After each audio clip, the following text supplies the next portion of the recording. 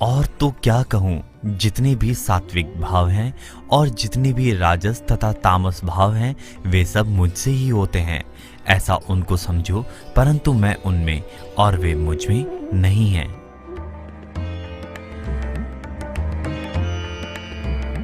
सात्विक, राजस और तामस भाव कृष्ण से ही होते हैं, इसलिए इनमें जो कुछ विलक्षणता दिखती है वो सब कृष्ण की ही है। अतः मनुष्य की दृष्टि कृष्ण की तरफ ही जानी चाहिए, भावों की तरफ नहीं। यदि उसकी दृष्टि सात्विक आदि भावों की तरफ जाएगी तो वो बन जाएगी।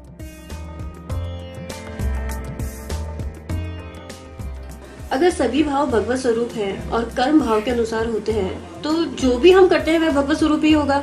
फिर ऐसा करना चाहिए और ऐसा नहीं करना चाहिए, ऐसा क्यों कहा है? अनुकूल परिस्थिति शास्त्रविहित कर्मों का फल होती है और प्रतिकूल परिस्थिति जो शास्त्रों में निषिद्ध किए हुए कर्म हैं उनका फल होती है। अब यदि हम निषिद्ध कर्मों को भगवत स्वरूप मानकर करेंगे तो कृष्ण दुखों और नरकों के रूप में प्रकट हो जाएंगे। दुख और नरक भी तो कृष्ण के ही स्वरूप हैं। जहां करने की बात आती है वहां पर शास्त्रों में दिए हुए कर्मों को ही करना चाहिए, अर्थात शास्त्र विहित कर्मों को ही करना चाहिए, शास्त्र निषिद्ध कर्मों को नहीं करना चाहिए। जहां मानने की बात आती है वहां भगवान को ही मानकर उनकी आज्ञा का पालन करना चाहिए, उसके विरुद्ध कुछ नहीं करना चाहिए। उनको मानकर उनसे मिलने की उत्कंठा बढ़ानी चाहिए। और जहां जानने की बात आती है वहां अपने को और संसार को जानना चाहिए, क्योंकि भगवान से ही प्रकृति के तीनों गुण हैं, इसलिए वे तीनों गुण उनकी संपत्ति है, परंतु वे स्वयं उनमें नहीं है। इससे सिद्ध होता है कि वे प्रकृति और प्रकृति के कार्य से सर्वथा निर्लिप्त हैं। ऐसे ही भगवान का अंश जीव भी उन सब से निर्लिप्त है। किंतु इन तीनों गुण रूप भावों से मोहित यह संपूर्ण जगत प्राणी मात्र इन गुणों से अतीत अविनाशी मुझे नहीं जानता। रज, तम और सत्व तीनों गुणों की वृत्तियां उत्पन्न और लीन होती रहती हैं। वो इन उत्पत्ति विनाशील वृत्तियों के साथ संबंध मान लेता है और मोहित हो जाता है।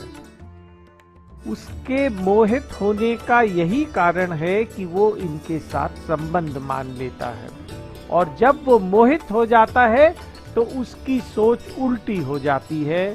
फिर मोहित अवस्था में वो भगवान के साथ उसका नित्य संबंध है, इसको वो समझ ही नहीं पाता है। अगर वो गुणों को भगवत स्वरूप ही माने तो कभी मोहित नहीं हो सकता।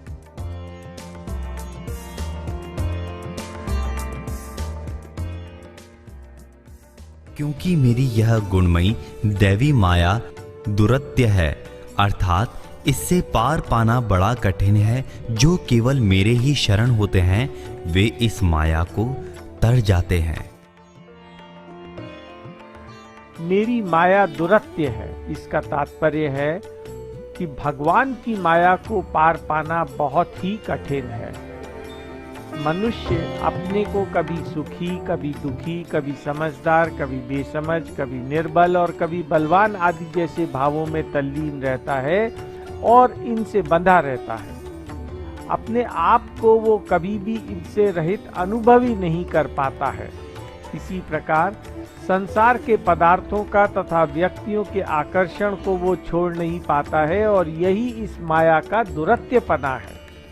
किंतु जो मेरी शरण होते हैं, अर्थात उनकी दृष्टि केवल कृष्ण की ओर ही होती है, वे इस माया को तर जाते हैं। कई साधक कृष्ण की शरण तो होते हैं, किंतु केवल कृष्ण की शरण नहीं होते हैं। वे रुपए, पैसे, अपनी शिक्षा, संपत्ति, कुल, सौंदर्य आदि का भी आश्रय रखते हैं। ऐसे साधक माया को नहीं तर पाते। किंतु जो केवल कृष्ण का ही आश्रय रखते हैं, वे कृष्ण की कृपा से इस माया को तर जाते हैं। जो कृष्ण की शरण ना होकर देवता आदि के शरण होते हैं वे आसुरी संपत्ति वाले होते हैं। वे गुणमयी माया को तर नहीं पाते।